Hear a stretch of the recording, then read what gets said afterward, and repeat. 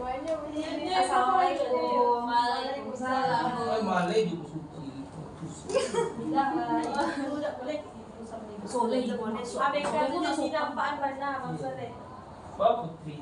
Oke, baiklah, selamat pagi anak-anak semua. Pagi ibu. Pagi ibu. Ulang lagi, selamat pagi anak-anak semua. Pagi ibu. Gimana kabarnya hari ini? Sehat? Sehat. Galau bu. Putri, kenapa galau Putri? Itulah bu, nggak tahu bu. Coba selingkuh. Oke, Sebutan dia. masih kuat puasanya? Tidak. Tidak. Siapa yang nggak kuat puasanya? Coba Saya, angkat Bu. tangan. Kenapa Saya. Meli nggak kuat puasanya Saya Meli? nggak sahur udah 2 hari ini bu. Kenapa nggak sahur? Nggak ada ayam bu bangunin. Nanti ibu yang bangunin Meli. Iya bu. Suruh ayam, ada ayam. Soleh sahur Soleh. Selama awal puasa. Ujian main hati sebenarnya. Taruh HP-nya lagi Soleh. Ibu udah tahu sama ibu. Oh iya. Dia anak ABK bu. Oke. Astagfirullahaladzim. Sebelum kita mulai pembelajaran hari ini, kita cek daftar hadirnya dulu. Coba sebelum ibu cek daftar hadirnya, coba lihat sampahnya ada nggak di bawah kursinya? Coba cek. Coba cek sampahnya ada nggak Soleh? Sampah. Tapi kan Tapi kan ada kursinya. Ya putriku lah seminggu udah masuknya tinggal kok cabutnya raja. Coba cek ada nggak sampahnya? Sampah Bekas siapa? liur bu. Iya. Tapi kan meja kursinya lagi Soleh. Soleh bisa nggak depan dikit Soleh? Bu Azim lah dikeluarkan di sekolah. Kenapa dikeluarkan Hazim Meli? Dia terpangkap bu. Basah. Iya bu. Oke, udah rapi. Meli geser ke depan dikit Meli. Medi itu mau dekat-dekat Soleh, depan dikit Soleh. Dan jangan Soleh depan sini. Wah, kerasa soleh bu. Wah, kerasa soleh bu. Oke, nggak ada suaranya lagi. Kita cek daftar hadirnya. Ya bu. Soleh. Soleh mana Soleh? Meli, Bu. Canja, Bu. Hazim. Hazim tapi dia di Oh iya, udah di DO ya. Perangai buruk banget. Yulia Marni, Hadir bu. Mairi, Hadir bu. Fitlur. Fitrul, salah. Bu. Apa? Fitrul bu. Oke, Fitrul Fauzi ada. Oke Putri, Hadir bu. semuanya hadir. Oh, Tina, Hazim ya? Tina anak baru pindahan dari apa bu? Dari mana? Jakarta. Coba ibu cek. Kita buat aja namanya di daftar hadir. Kristina, Hadir ibu. Ya di Jakarta. Bukan Jakarta. gak ada yang bersuara lagi. Sebelum kita mulai pembelajaran pada pagi hari ini, Ibu mau lihat kemampuan awal Anda terkait materi yang akan Ibu ajarkan. Ibu akan menyuruh masing-masing ke depan nanti untuk memutar lingkaran ini, oke? Kita mulai dari Soleh lah dulu. Soleh sedikit ke depan Soleh. Oke Soleh, silahkan ke depan. Boleh berbisa. Kita berbahasa. Bukan tutup sama Bani Bang Soleh bu. Nggak nampak jadi ya bu. Ke atasin. Coba Yang mana dibatas bu? Soleh. Yang ini bu. Iya. Bismillahirrahmanirrahim. Jackpot.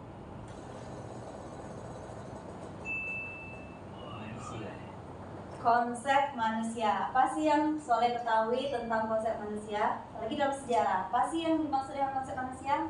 Pasangan bu.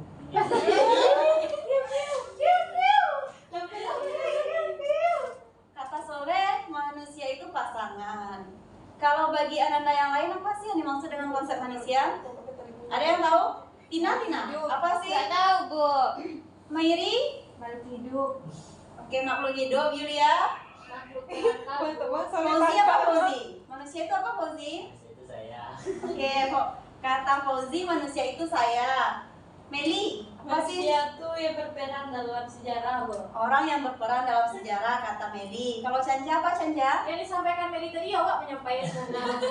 Oke. Ya, Bu. Awak Nanti lagi menyampaikan bu. kita nanti bahas lebih lanjut di bagian materi. Soleh silakan duduk Soleh. Sekarang giliran Meli. Meli coba ke depan Meli. Di bu. Besok bu. Ya, zoom. Kau tekan bu. Ya. Kayak jelo-jelo online. Nah, ruang. Apa sih yang Meli ketahui tentang konsep ruang dalam sejarah? Ruang tuh bu. Empuk bu yang juara umum Putri Putri, Bu. Mana tahu ya, Bu? Apa yang Meli ketahui apa? Ruang tuh sesuatu yang ada dalam peristiwa sejarah, Bu. Dan ruang dan waktu. Oke. Itu saya tahu, Bu. Juara umum Putri, Bu. Meli silakan dulu. Makasih, Bu. Putri coba ke depan lagi Putri. Awak lo, Bu. Ayo ini juara umum. Bu. Katanya Putri juara umum di kelas 1. Aduh, Meli penutup. Saya SMA Meli. Juara umumnya Putri. Iya, masih SMA. Umur ini Kiko. Oke, coba putar lagi Putri. Coba putar Putri.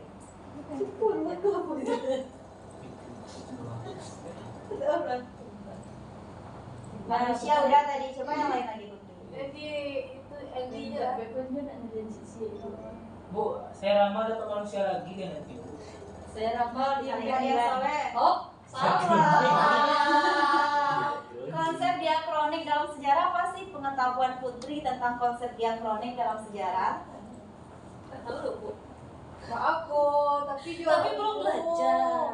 Pengetahuan awalnya itu meluas dalam waktu, Bu. meluas dalam waktu. Oke, itu kata Putri. Konsep diakronik itu artinya meluas dalam waktu. Oke, Putri silakan duduk. Cenca lagi. Eliminasi saja. Dan ini kamu Jangan dieliminasi ya Fauzi, hilang dia nanti. Ini kamu ada Lena. Ulang lagi, konsep diakronik udah dijelaskan sama Oke. Putri tadi. Kamu sering mencontek. Iya, wajar dulu. Dapat manusia. Oh, coba. Bilang deh. tapi lah mengamuk, Bu. Yang lain kan ada, Bu. Mary, coba Mary ke depan Mary. Anak baru itu sih, Bu. Jangan abu. Tapi matching sih, Pak. Iya, Lagi.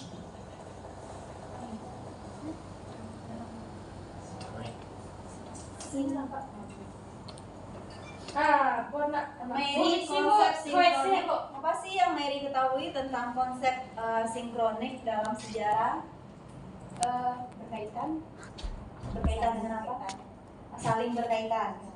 Apanya yang berkaitan? Antara Gak tahu Bu, Cenca bisa dulu. Kata Mary berkaitan. Oke Mary, coba dulu Mary. Fauzi, coba ke depan Fauzi. enggak, Fauzi. Udah sih telur. Bu. Gua udah tahu. Ya belum. Coba putar lagi Fauzi. Belum pun juara lo, Bu. Juara Putri. Itu dapat. Kurang berlima. Ah, ini tahu sih. Sinkronik udah tadi, udah dijelaskan sama Mary. Terus terus jalan, Bu. Ini hebat Belum banget. lagi.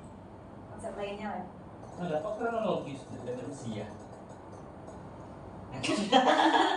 Manusia udah tadi ya Fitlo. Manusia saya Bu. Tolong lagi kan. Kronologi. Manusia sekali lagi Fitlo. Coba sekali lagi Fitlo. Kamu kan bukan. Fitlo. Fauzi. Sial ya. Oke udah. Jangan bercanda. Boleh saya lagi Bu? Udah ya, itu merupakan Ibu mau lihat tadi kan kemampuan awal Ananda terkait konsep dasar ilmu sejarah. Jadi, sebentar, kita keluarkan dulu.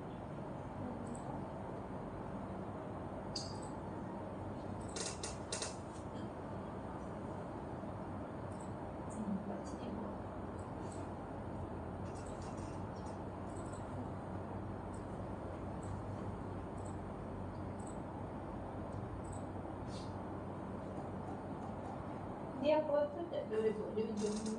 Nggak ada dia Mary, harus dibuka ulang. Tadi ada ini. Itu Udah, dapat. Bu. Bu, set aja aku bawa lagi. Langsung di show itu kan? Tunggu sebentar ya. Ya, Bu. Kita close aja dulu, kita show lagi.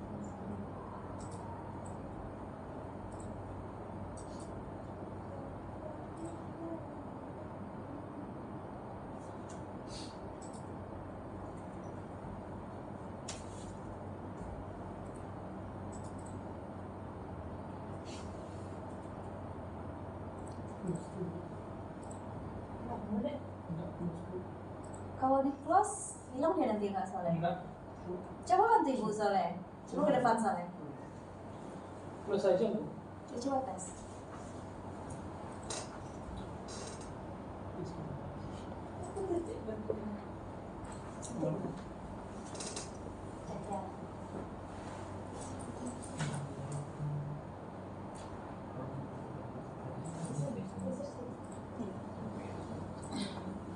pada pertemuan pertama ini kita akan belajar mengenai konsep dasar ilmu sejarah.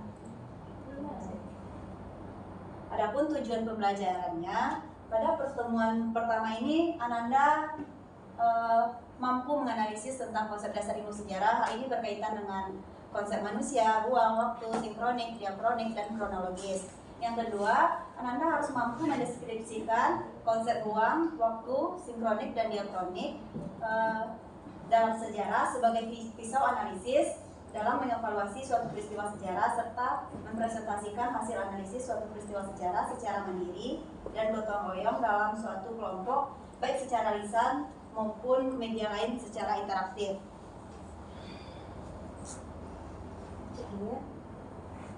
Coba semuanya perhatikan ke depan. Coba diperhatikan gambarnya. Ada kelihatan jelas? Ada yang tahu gambar ini berkaitan dengan tradisi apa? Tabui. Kita kan di Pariaman.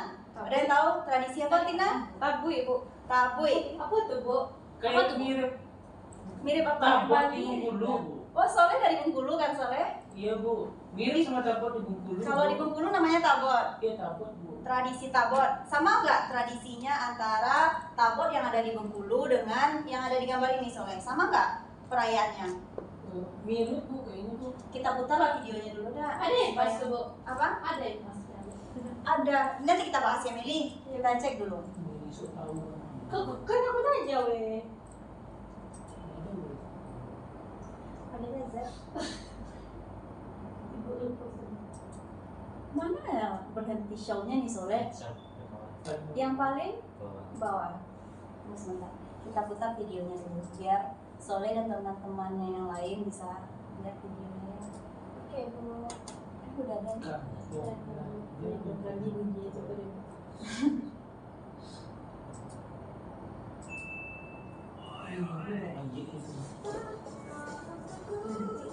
Tunggu iklannya dulu.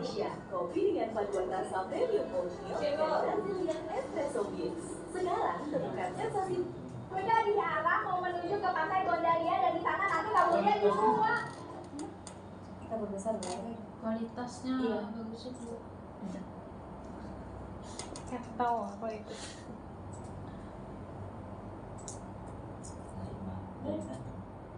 Udah paling tinggi tadi udah. Kurang aja udah kurang butaan, Bu. Jadi kita putar aja ya. Bunda diarah mau menuju ke pantai Gondaria, dari sana nanti kamunya di rumah.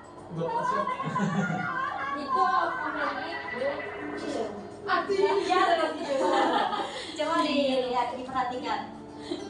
Aku tuh Al-Qur'an Meli, Bu. Ya, dari Yang merokok Al-Qur'an. Kayak tadi pas Aceh itu, Bu. mirip kayak Cie ya, Soleh. Dari Ingkang. Dari sama Sama. Kita ditabui itu besok ya. Sama. Dari tabot. Oh, iya, sama. Di daerah Tina ada juga nggak tradisi ini, Tina? Kami bakar tompang namanya, Bu, tradisi, Bu. Mirip ini, Bu. Tapi di tetap di Itu sih, sungai. Bu. Iya. Di kota Pariaman mendadak ramai. Tak heran karena sebuah hajatan istimewa memang tengah diadakan. Namanya Tabui Pariaman. Atraksi budaya Benau.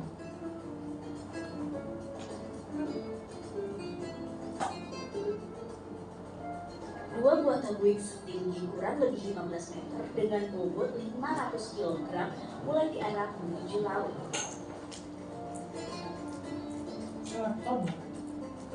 Coba diperhatikan videonya, Soleh. Itu apa yang dibuat? Bagian bawah bangunan bertingkat 3 ini berbentuk seekor kuda bersayap yang memiliki kepala manusia. Kuda ini merupakan simbol burung, kendaraan mitos yang mampu terbang secepat kilat. 100 orang dewasa menggotong serta menggoyang-goyangkan kedua tabui. Inilah aksi yang ditunggu-tunggu para penonton tabui, Hoyak Tabui. Terus sekarang kamunya diarah mau menuju ke pantai Gondaria, dari sana nanti kamunya di rumah. Wah, banyak banget ada orang, wah. Sasi apa? Ribuan pengunjung memadati pantai Gondaria. Mereka menantikan saat kedua tabui raksasa itu dibuat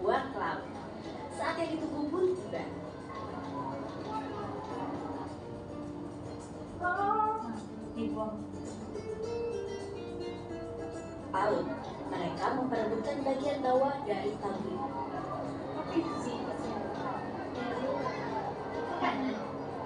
Mas katanya kan? Rotan dari burung tabuik dapat digunakan sebagai obat.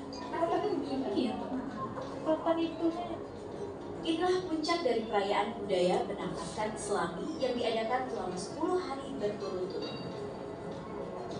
Kemeriahan acara sebenarnya sudah dimulai selama 9 hari sebelumnya. Aku dapat kado dapat. Ya. Udah tadi Ananda udah menyaksikan. Coba Bisa kok. pergilah Soleh.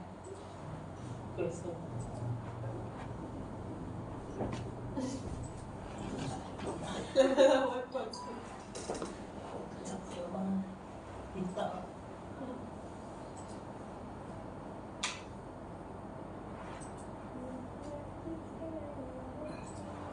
Tunggu sebentar ya. Ya Bu.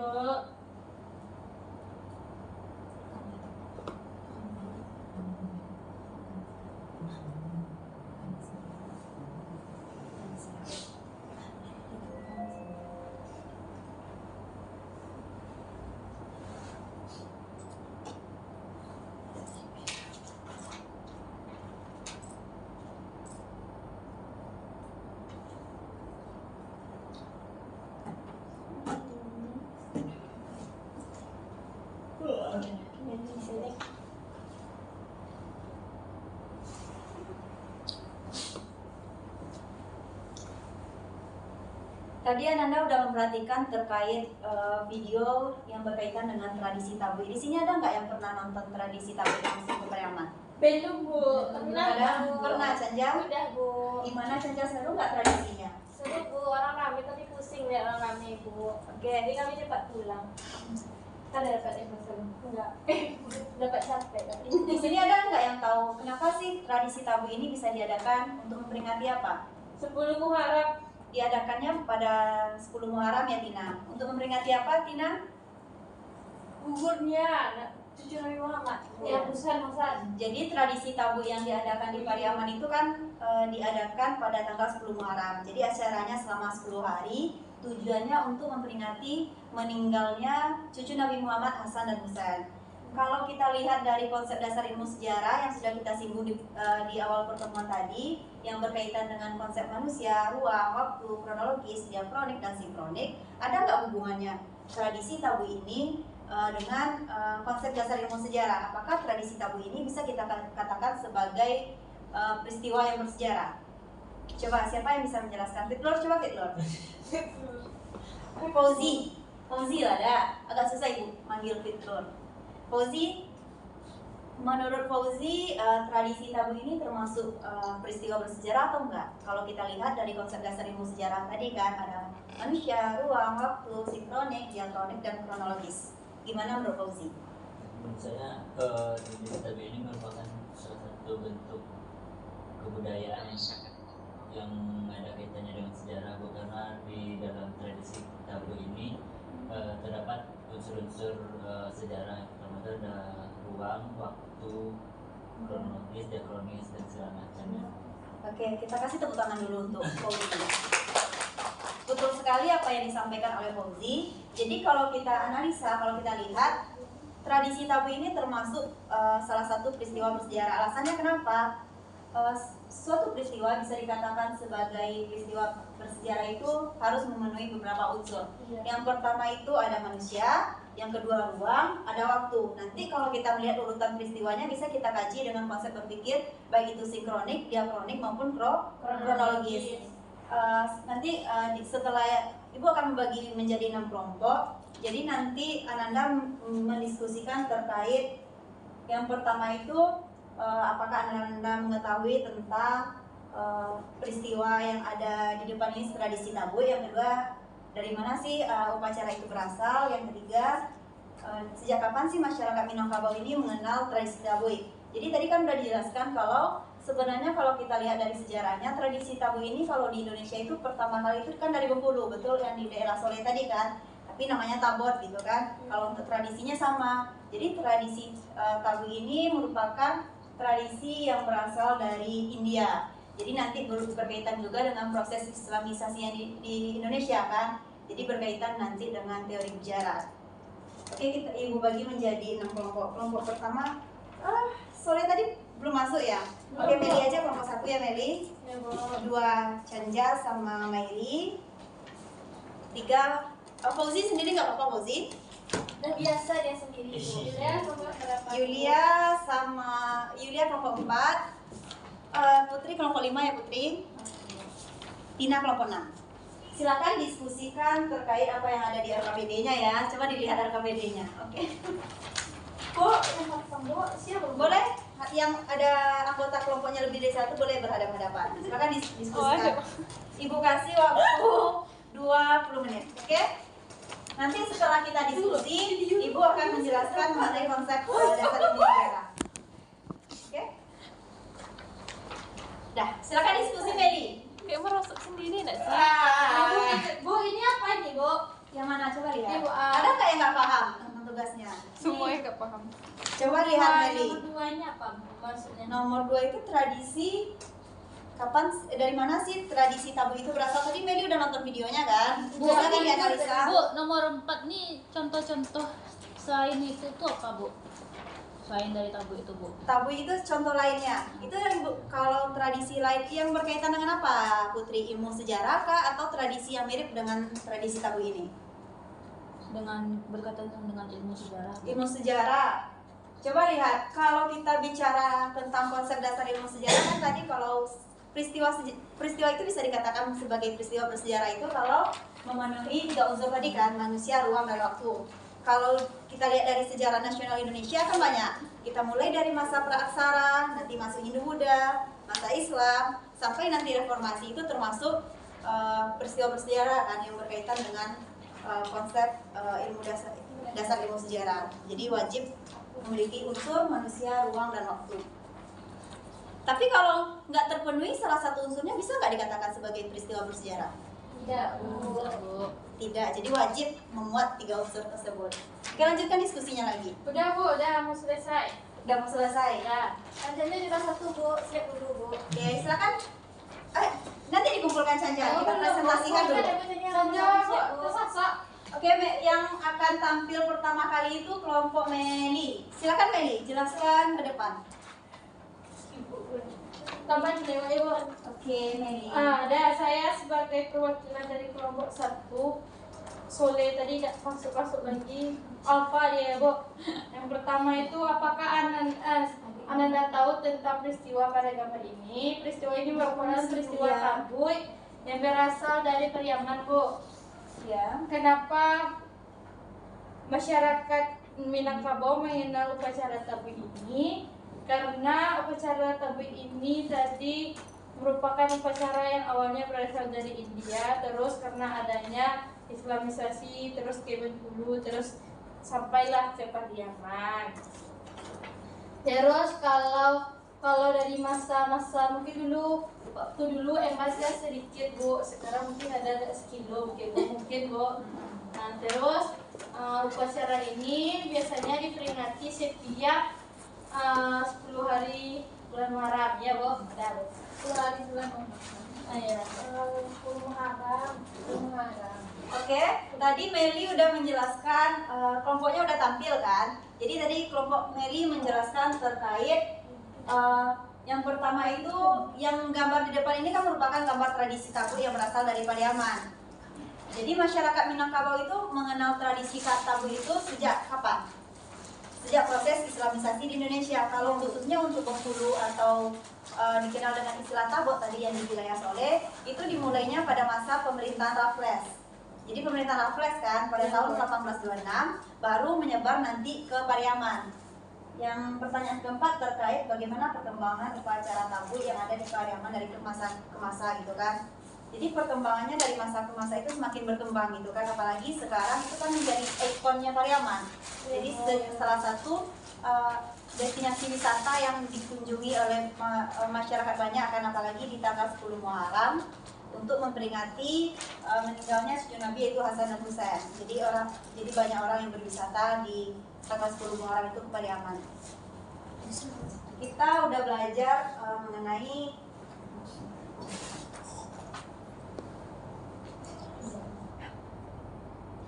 tadi dari tradisi tadi kan kita udah belajar terkait bagaimana sih konsep dasar ilmu sejarah. Nanti Ibu jelaskan sedikit mengenai konsep dasar ilmu sejarah itu, yang tadi konsep manusia, ruang, waktu, sinkronik, dan diakronik.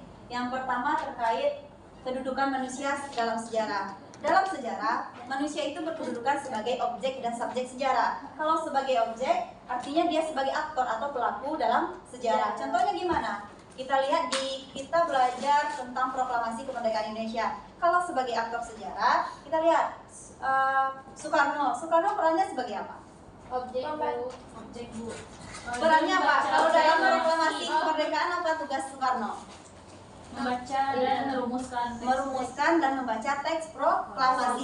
Otomatis dalam peristiwa tersebut Soekarno itu berperan sebagai pelaku atau aktor sejarah. Bisa nggak dia dikatakan yang kedua sebagai subjek sejarah?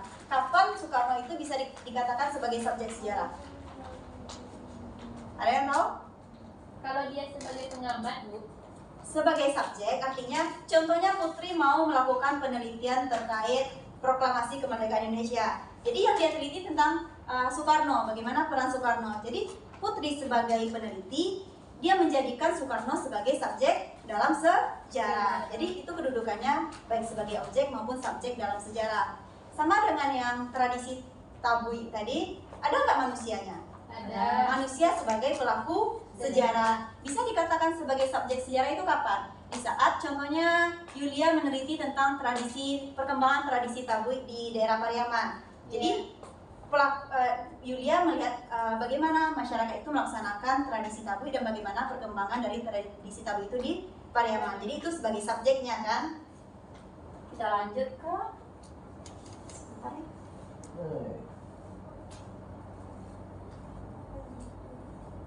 Tadi tentang konsep manusia. Sekarang kita lihat tentang konsep ruang dan waktu. Ruang itu dalam sejarah posisinya sebagai apa tadi?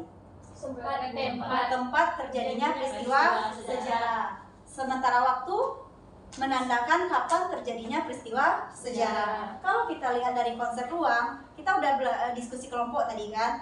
Konsep ruangnya di mana sih?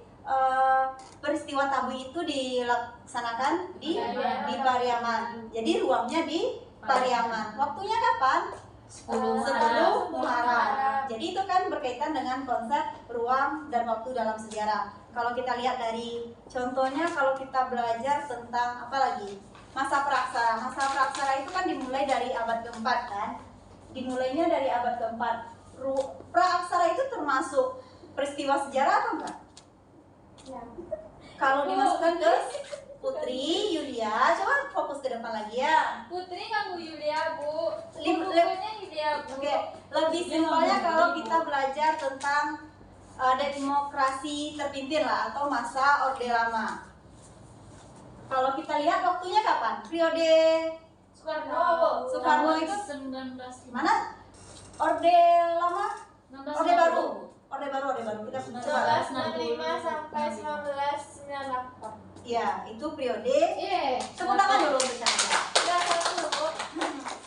Itu periode dari Orde Baru. Jadi pada masa pemerintahan Soeharto. Waktunya udah, ruangnya udah pasti di Indonesia. Oke, kita lanjut lagi. Pintar kami itu. Ya, pintar sekali Ananda ya. Kelas unggul tuh ya Bu. Sebenarnya kalau kita lihat dari konsep ruang dan waktu itu bisa juga dicontohkan kalau kita belajar tentang proklamasi tadi kan. Di mana sih proklamasi itu diadakan atau dirumuskan? Ada yang tahu? Di rumah Laksamana Maida di Jalan Pegangsaan Timur nomor 5. Masya Allah, pintar sekali Anda. Ini terutama Dalam ada semua. waktunya kapan? Kapan?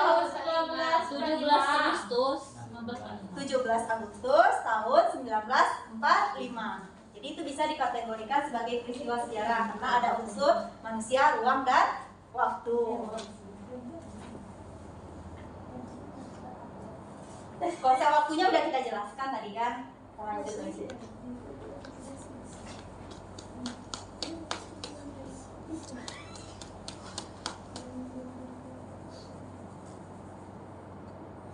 Sebentar ya Nanda. Iya Bu. Coba kita masuk lagi ke konsep kronologis. Tadi ada nggak yang tahu apa yang dimaksud dengan konsep kronologis? Menyempit dalam ruang, melebar dalam waktu. Coba diulang lagi Meli, itu konsep kronologis kah? Atau malah konsep diakronik? Kronologi salah Bu, berurutan. Berurutan. Jadi kan sering Ananda itu sulit membedakan antara konsep kronologis dan konsep diakronik. Padahal sebenarnya itu dua hal yang bisa disamakan, cuma berbeda. Contohnya kalau secara diakronik dia akan menyempit dalam waktu, memanjang dalam ruang. Artinya kita contohkanlah yang tadi kayak peristiwa proklamasi kemerdekaan tadi kan. Diakroniknya kapan? Proklamasi kemerdekaan Indonesia terjadi pada tahun 1945. Atau kita mengkaji mengenai bagaimana usaha Indonesia mempertahankan kemerdekaan atau usaha mempertahankan kemerdekaan itu dari 1945 sampai 19 berapa? 48. 48 kan? 48 atau 49? 49 Bu. 49. Periode dari 45 sampai 49 itu kan diakroniknya. Kalau kronologisnya gimana? Urutan waktunya. Jadi apa sih yang terjadi di tahun 1945, 1946 atau di tanggal-tanggalnya. Jadi harus dilakukan secara berurutan. Bisa dipahami? Bisa Bu.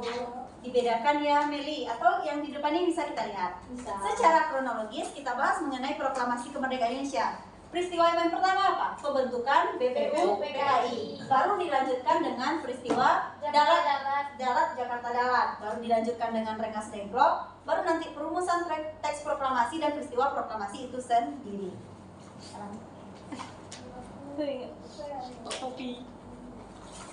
Kita masuk ke konsep diakronik. Di saat kita membahas kronologis tadi, sekilas kita udah bahas mengenai konsep diakronik dalam sejarah. Bisa diulang lagi, Fitlur? Apa sih yang dimaksud dengan konsep diakronik? Batik dulu. Ya fit lur. Diakronik